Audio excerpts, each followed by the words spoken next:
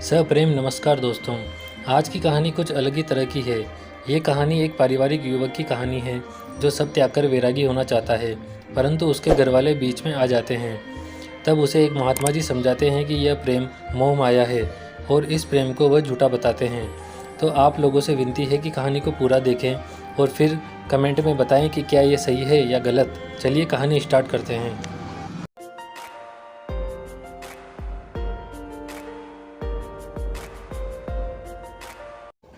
एक नवयुवक एक सिद्ध महात्मा के आश्रम जाया करता था। महात्मा उसकी सेवा से प्रसन्न होकर बोले, बेटा, आत्म कल्याण ही मनुष्य जीवन का सच्चा लक्ष्य होता है, अतः तुम्हें इसे पूरा करना चाहिए।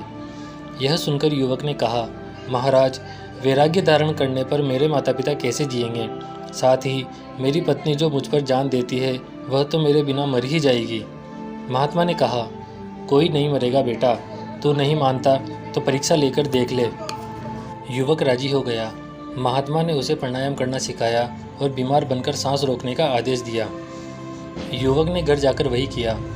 बड़े बड़े वेद आए, परंतु दूसरे ही दिन उसने सांस रोक ली। घर वाले उसे मरा समझकर हो हल्ला मचाने लगे। आस पड़ोस वाले भी लोग जमा हो गए।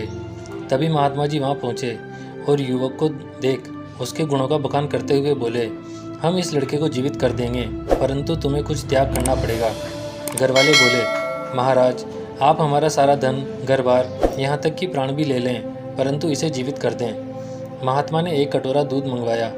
उसमें एक चुटकी राख डालकर कुछ मंत्र पढ़ा और बोले, जो भी इस दूध को पिएगा वह मर जाएगा और ये लड़का जीवित हो जाएगा। सब एक दूसरे का मुंह ताकने लगे। अब समस्या ये हो गई कि दूध पिएगा कौन? माता पिता बोले, दूध पी लेने के बाद भी अगर ये जीवित न हुआ तो एक और जान चली जाएगी।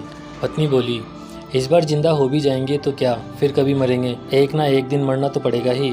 इनके न रहने पर मैं मायके में सुख से ज़िंदगी काट लूँगी। रिश्तेदार बगले झांकने लगे, पड़ोसी तो क्या बोलते। महात्मा जी बोले, अच्छा ठीक है, मैं ही इस दूध को पी लेता हूँ। सभी खुश होकर बोले, हाँ हाँ महाराज, आप धन्य हैं, साधु संतों का जीवन ही परोपकार के लिए होता है।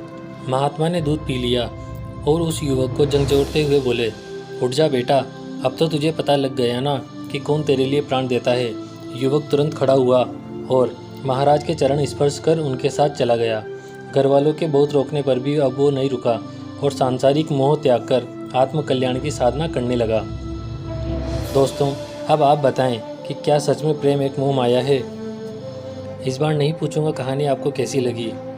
जो भी आपको समझ में आया हो कमेंट बॉक्स में कमेंट करके ज़रूर बताएं। मिलते हैं अगली कहानी में। धन्यवाद।